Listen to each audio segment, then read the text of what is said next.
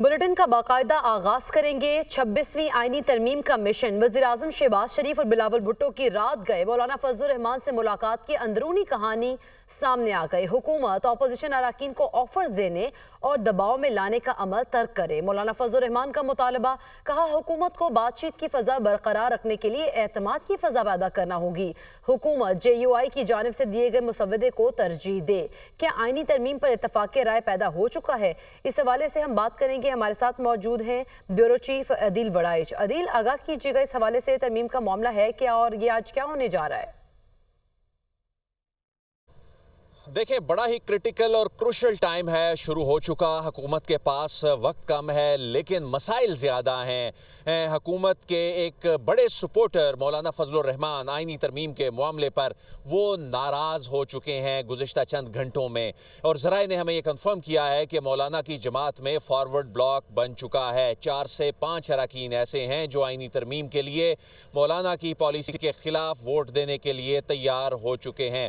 यही सूरत-ए-हाल पाकिस्तान तहरीक इंसाफ में भी है। गुज़िश्ता शब जो है वो मौलाना फजलुर रहमान और बैरिस्टर गौहर की जो प्रेस कॉन्फ्रेंस थी उसमें ये कहा गया कि जब मुशावरती अमल चल रहा है तो इसके बावजूद हुकूमत हमारे लोगों को हरासा कर रही है, तो ये इल्ज़ाम उनकी जानिब से लगाया गया। बहरहाल हुकूमती मुसव्वदा बिल आखिर तैयार हो गया है और उसमें मौलाना की दी गई तजावीज़ को इनकॉर्पोरेट किया गया है, और यही वजह है कि अब आईनी अदालत की बजाय सुप्रीम कोर्ट ऑफ पाकिस्तान में ही आईनी डिवीज़न बनने जा रहा है, जिसके जजेस की तादाद जो है उसका तयन जुडिशल कमीशन करेगा। इसके अलावा जैसा कि ओरिजिनली ये 18वीं तरमीम में एम्पावर किया गया था पार्लिमानी कमेटी को, और उसके बाद सुप्रीम कोर्ट की मुदाखलत के बाद उस पार्लिमानी कमेटी को उस तरह से फंक्शनल नहीं रखा गया, उस तरह से उसका असर नहीं था, उसको टुथलेस कर दिया गया था 19वीं तरमीम में। तो उसी तर्ज पे उसकी एक ताकतवर पार्लिमानी कमेटी जो है जिसमें चीफ जस्टिस का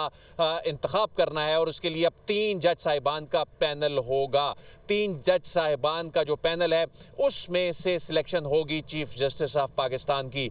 इस सारी सूरत हाल में इसका अगर हम इम्प्लीकेशंस देखें तो जस्टिस काजी फायज ईसा उनके जाने की राह जो है वो हमवार होती दिखाई दे रही है, और जस्टिस मंसूर अली शाह जो इस वक्त मौजूदा सिस्टम में, इस वक्त जो एग्जिस्टिंग लॉ है, इस वक्त का जो कॉन्स्टिट्यूशन है उसके मुताबिक, जो कि एक बड़ी क्लियर बात है कि उन्होंने चीफ जस्टिस ऑफ पाकिस्तान बनना है, लेकिन अगर ये अमेंडमेंट हो जाती है तो उसके बाद उनका नाम उस 3 रुकनी उस फहरिस्त में होगा जिसमें से फिर हुकूमत की या पार्लिमानी कमेटी की मर्जी होगी कि इसमें से चीफ जस्टिस ऑफ पाकिस्तान कौन होगा।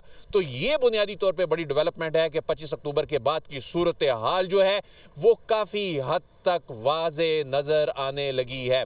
इसके अलावा और तरामीम है 63A के हवाले से है, अरकान की दोहरी शहरियत से मुतल्लिक है, जिसमें 90 दिन के अंदर मुंतखब होने के बाद दोहरी शहरियत जो है वो तर्क करने तक का ऑप्शन जो है वो होगा। इसके अलावा जो इस्तिस्ना दिया गया, एक प्रोटेक्शन भी दी गई है कि वफाक यानी एग्जीक्यूटिव जो फैसले लेता है तो काबीना के फैसले, वज़ीर आज़म की जो एडवाइस है उसको चैलेंज नहीं किया जा सकेगा। हमारे साथ ही कोलीग्स, हमारे कॉरेस्पॉन्डेंट्स मौजूद हैं, पॉलिटिकल सिचुएशन पे नज़र रखे हुए हैं। वकार सैयद, वकार, मौलाना तो मान नहीं रहे लेकिन के बहुत से साथी जो हैं वो उनका साथ छोड़ने पर तैयार हो गए हैं। अभी तक काबीना के हवाले से क्लैरिटी नहीं है। सेनेट बुला लिया गया है, कौमी असम्बली जो है उसको रिस्केड्यूल कर दिया गया है, आज भी अनसर्टेनिटी बरकरार है। जी बिल्कुल, रात को जब मौलाना की प्रेस कॉन्फ्रेंस नहीं हुई थी तो उससे कबल तो ये चीज़ें बड़ी क्लियर थी कि आज का दिन जो है वो रखा गया था। बेसिकली 13 ये जो अमेंडमेंट थी ये 13 अक्टूबर को होनी थी, और जो बुलाने वाले थे उन्होंने कुछ अरकान को 12 को इस्लामाबाद उनको बुलाया जो बाहर थे, कोई अमेरिका में थे, कुछ दीगर ममालिक में थे, उनको जो है वो बुलाया, और 13 को जो ज़राए हैं वो ये बता रहे हैं कि बिलावल भुट्टो ने कहा कि जी आप 13 को ना करें क्योंकि हो सकता है कि वकला तंजीमें एहतजाज करें, SCO है, तो ये 17 की तारीख रखी गई थी। गुज़िश्ता रोज़ भी वो ना हो सकी, आज का दिन का तयन किया गया था कि जैसे मौलाना का हादसा है, जैसे उनके तहफ़्फ़ुज़ात है कि जी उनके बंदे उठाए गए हैं, तो नंबर गेम तो अब कोई मसला नहीं रही। और स्पेशली सेनेट के हवाले से, क्योंकि सेनेट में जो ख़बरें आ रही हैं हुक्मरान इत्तेहाद को 6 वोट जो है वो चाहिए, जिसमें से 2 वोट उन्होंने उन्होंने मैनेज किए। पाकिस्तान तहरीक इंसाफ से 2 वोट जो मैनेज किए हैं वो जमीयत उलमा इस्लाम फे के मैनेज किए हैं, और 2 वोट उन्होंने काउंट किए हैं BNP मैंगल के। BNP मैंगल के 1 वोट ने तो खुला नसीमा एहसान शाह ने कल कह दिया था कि उन्होंने जैसे भी है उन्होंने इसको वोट करना है, लेकिन जो कासिम रोंजो है वो अभी तक सामने नहीं आया। दूसरी बात ये जो वजह है कि सेनेट का मसला सेनेट के नंबर्स का था, और सेनेट का इजलास बुला के पहले शायद मकसद ही ये था कि सबसे पहले सबसे बड़ी मुश्किल जो है उससे निकला जाए और उसके बाद आगे का स्मूथ प्रोसेस हो। देखिए आदिल साहब, इससे पहले जब 16 अक्टूबर को अटेम्प्ट हो रही थी तो उस वक्त भी NA में नंबर गेम पूरी थे, यानी जैसे भी उन्होंने मैनेज किया, फ्लोर क्रॉस करवा रहे थे, जैसे भी था। लेकिन जो असल मसला था वो सेनेट का है, और आज इस वक्त हम बात कर रहे हैं तब भी सेनेट का है। और जो मेरी इतलात है उसमें ये है कि जो सेनेट है वो +-1 है इस वक्त भी, क्योंकि जो कासिम रोंजो साहब हैं वो अख्तर मैंगल के जो वालिद हैं अताउल्लाह मैंगल, ये उनके दोस्त हैं। तो वो भी यानी वहाँ से हमें जब रात को हमारी बात हो रही थी तो वो ये कह रहे थे कि अगर वो फ्लोर पे भी आते हैं तो यानी 70% चांसेस ये हैं कि वो वहाँ पर वोट नहीं करेंगे, क्योंकि ये डिवाइड फ्लोर है, फ्लोर ने डिवाइड होना है, चीज़ें बड़ी खुल के होंगी। तो ऐसा नहीं होगा कि कोई सीक्रेट बैलेट है, आप अंदर जाते हैं और बूथ में अपना कोई फैसला लेते हैं, अपनी भी प्रोटेक्शन लेते हैं और पार्टी को भी एक तसल्ली कराते हैं। लेकिन जो दूसरी अहम चीज़ है वो ये कि मौलाना साहब के साथ बहुत सारी चीज़ें जो है वो रायवंड में तय हो चुकी थी।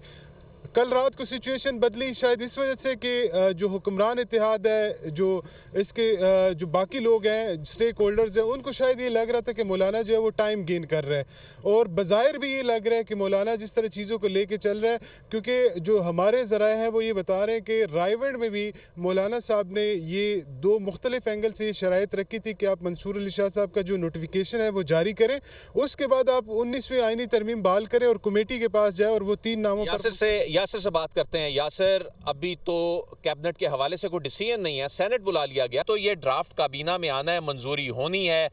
9 इजलास कमेटी के हो गए, चीज़ें किसी हद तक फाइनलाइज हुई, लेकिन काबीना से मंजूरी किए बगैर सेनेट में कैसे पेश होगा?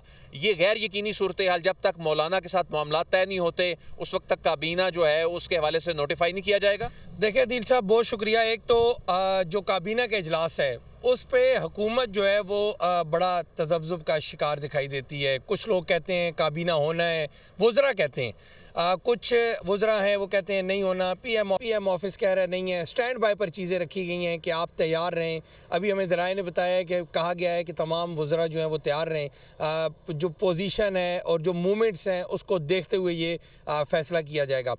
देखिए, आपने कहा कि 9 इजलास हो चुके हैं, आज खसूसी कमेटी का 10वां इजलास होने जा रहा है। गुज़िश्ता रात आपने भी देखा जो हुकूमती मुसवदा है वो ब्रेक हुआ और उसमें सारी चीज़ें सामने आ गई।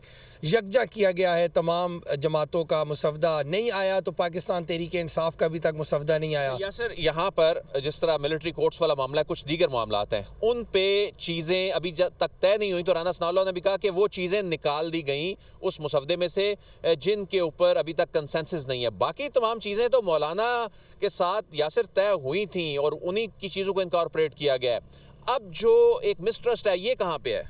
देखिए, जो दिल वड़ाइच साहब, मौलाना फजल रहमान की जब नवाज शरीफ से, शहबाज शरीफ से और जो मुलाकात हुई थी, अभी जो मामला बना है वो गुज़िश्ता रात आपने देखा होगा, जो वज़ीर आज़म शहबाज शरीफ गए, chairman Peoples Party Bilawal Bhutto Zardari गए, मौलाना फजल रहमान की बहुत सी तजावीज़ मान ली गई। मैं आपको बताऊँ कि जब chairman Peoples Party Bilawal Bhutto Zardari ने मौलाना फजल रहमान वाले मुसवदे के ऊपर बातचीत की तो हुकूमत की जानिब से कहा गया कि इससे जो मुजवजा तसवदा है 24वीं आईनी तरमीम के हवाले से आगाह किया है।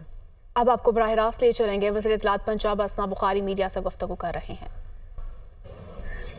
बच्चे जो हैं ये हम सबके बच्चे हैं, ये हमारा फ्यूचर है, लेकिन इनको अनअटेंडेड नहीं छोड़ा जा सकता। पेरेंट्स अपनी जिम्मेदारी पूरी करें, जो टीचर्स हैं वो अपनी जिम्मेदारी पूरी करें, मीडिया अपनी जिम्मेदारी पूरी करे। इन बच्चों को ग्लोरीफाई करके, इनको हीरो बना के मुल्क को आग लगाने की इजाजत ना दें। कोई भी सबूत अगर किसी का इस वाक़े के हवाले से है, कल भी परसों भी चीफ मिनिस्टर साहिबा ने कहा, रोज हम गुजारिश कर रहे हैं, कोई किसी को उसको देखने के लिए तैयार है, बट अगर वाक़या नहीं हुआ तो उस वाक़े को बुनियाद बनाकर बांग्लादेश को मॉडल को जो है वो पाकिस्तान में नाफिज करके पाकिस्तान में आग लगाने की और पाकिस्तान में पॉलिटिकल स्टेबिलिटी जो है उसको खराब करने की जो कोशिश है उसकी इजाजत कतई तौर पर नहीं दी जाएगी। उसके अंदर कोई भी इन्वॉल्व हो, किसी सहाफ़ी को, किसी सियासतदान को, किसी वकील को, किसी स्टूडेंट को ये लाइसेंस नहीं है कि वो मुल्क के अंदर अमनो अमान को खराब करे, बगावत की कॉलें दे और जो है वो लोगों को उकसाए रियासत के खिलाफ। और अगर कोई ये करेगा तो फिर उसको जो है वो कोई कार्ड इस्तेमाल नहीं करना चाहिए, फिर उसको फेस करना चाहिए कि जो कुछ वो कह रहा है वो दुरुस्त है और उसको सबूत पेश करे। बुखारी साहब ये बताइएगा कि आपका मामला हुआ, बाद में फिर कॉलेज स्टूडेंट्स के साथ मामला हुआ। मैंने पहले भी ये सवाल किया था आपसे कि क्या रियासत इतनी कमजोर है कि वो अपने मुल्क में डिजिटल मीडिया को या सोशल मीडिया को कंट्रोल नहीं? रियासत बिल्कुल कमजोर है, रियासत बिल्कुल कमजोर है। कल आपने देख नहीं लिया, एक वो शख्स, वो अल्लाह जाने वो वकील हैं कि नहीं, जज साहब हैं कोई, 3.2 मिलियन व्यूज हैं और उसमें उसने कहा कि वो बच्ची खुदा न खास्ता मर भी गई है, वो रेप विक्टिम भी है और वो मर भी गई है। कल उसको मतलब खूबसूरत तरीके से एक बड़ा घन घरज के साथ उसको मुकदमे से ही डिस्चार्ज कर दिया गया। यही हरकत 9 मई के मुकदमात में भी हुई थी कि बजाय इसके कि उसके ऊपर कोई इन्वेस्टिगेशन होती, कुछ होती, मुकदमे ही डिस्चार्ज करने का नया मुल्क में रिवाज निकल आया हुआ है और वो हुआ है। अब वो इनकरेजमेंट है, जो मर्जी करो, डॉलर भी आएंगे, व्यूज भी मिलेंगे, मुल्क में आग भी लगेगी, वाह वाह, मतलब जो है वो अच्छा रौनक मेला लगा हुआ है। ये मुल्क में रौनक मेला लगता है इन लोगों को। मैडम ये बता दें कि एक तो आपने बच्चियों के वाले से बात की, लेकिन मौके पर एक डीएसपी जिसने जो है एहतजाज को खत्म करने के लिए बच्चियों को कहा कि एहतजाज खत्म करें, आपने कहा समझे कोई नया वाक़या न। तो एक बच्ची का सवाल था कि आज अगर आपकी बच्ची होती तो क्या होता, तो उसका जवाब ये था कि मेरी बच्ची जो इतनी सस्ती नहीं है। तो इस हवाले से आप क्या कहेंगे? देखिए, मैं किसी की नहीं ऐसा नहीं है, ऐसा नहीं है। मैं बिल्कुल किसी गलत स्टेटमेंट को जो है वो बिल्कुल ओन करने के लिए तैयार नहीं हूँ। उसका ये जुमला गलत था, मेरी बच्ची सस्ती नहीं, किसी की बच्ची इस मुल्क में सस्ती नहीं है और पंजाब में तो किसी सूरत नहीं है। वो अलग बात है कि खैबर पख्तूनख्वा में जो है वो एक बच्ची जो है वो जेल के अंदर रेप होती है लेकिन उसकी कोई आवाज नहीं आती और वही जो उस पार्टी के लोग पंजाब में आग लगाने के लिए तैयार है बिकॉज मरियम नवाज से खौफ आता है, उसके काम से डर लग रहा है। लेकिन खैबर पख्तूनख्वा के अंदर बच्ची रेप हो गई तो उसके ऊपर हमारे होंठ सिले में है। बच्ची कहीं पर, वो खैबर पख्तूनख्वा में भी अगर उसके साथ ज्यादती हो रही है वो हमारी बच्ची है, उसको सपोर्ट करना हमारा फर्ज है। और वो उस वक्त जो आज एजी साहब ने भी कोर्ट के अंदर बताया कि उस वक्त बच्चियों को उनकी सिक्योरिटी की खातिर उन्होंने कहा कि कमरों में चले जाएं और कमरों को जो है वो बंद किया गया ताकि कहीं कोई मॉब अंदर, देखिए मॉब के अंदर कोई घुस के उसका इंटेंशन क्या है। और मॉब के अंदर जो स्टूडेंट थे वो कम रह गए थे, पहले दिन स्टूडेंट थे, दूसरे दिन स्टूडेंट नहीं थे, आईएसएफ के लोग थे जिनको कॉलें दे दे के बुलवाया गया था और वो बाकायदा जो काम आग लगाने का, इमारतों को आग लगाने का, गाड़ियां तोड़ने का जो दिया गया था उन्होंने बड़ी खूबी से वो काम सर अंजाम दिया। जी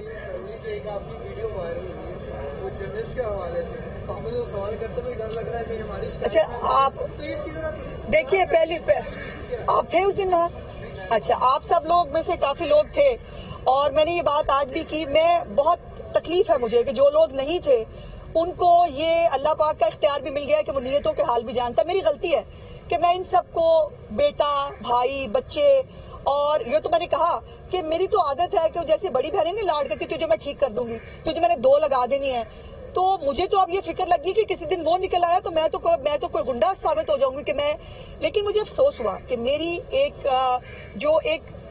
मुझे कहा गया मेरे घर में भी कि आप इतनी फ्रैंक क्यों होती हैं, आप क्यों इनकी अम्मा बनती हैं, आप क्यों इनकी बड़ी बहन बनने की कोशिश करती हैं, मत करें, वैसे रहें जैसे एक वो एक तरीकाकार है शायद बहुत आकड़ में रहने वाला। वो मैं ऐसा बंदा हूं नहीं।